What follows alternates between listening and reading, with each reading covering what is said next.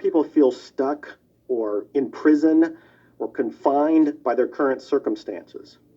And I'm trying to point out that whatever your circumstances right now, that is only your current reality. And current reality will begin to change as a result of watching this and beginning to use the secret. But sometimes it feels like you're stuck because you continue to think the same thoughts over and over again. And so you tend to get the same results over and over again. And the reason is because most people offer the majority of their thought in response to what they are observing. You see, if you're just looking at what is, then you're just thinking about what is. And when you think about what is, law of attraction gives you more of it. And then if you just observe what is, then you're just thinking about what is. And law of attraction gives you more of what is. And then if you just observe, well, we've been over this, haven't we? You have to find a way that you are approaching what is through a different vantage point.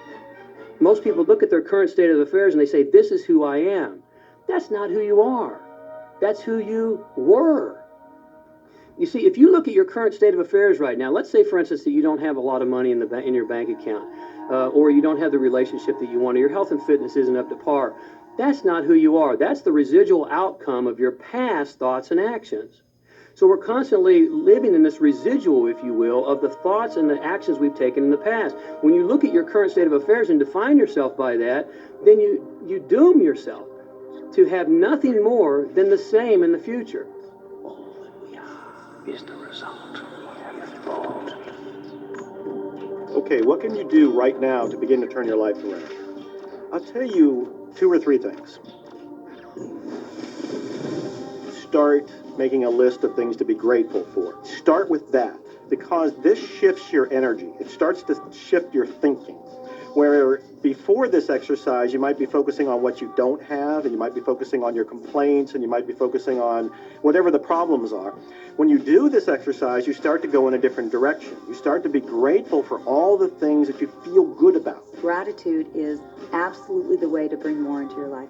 Every man knows that when his wife's appreciating him for the little things he does, what does he want to do? He wants to do more.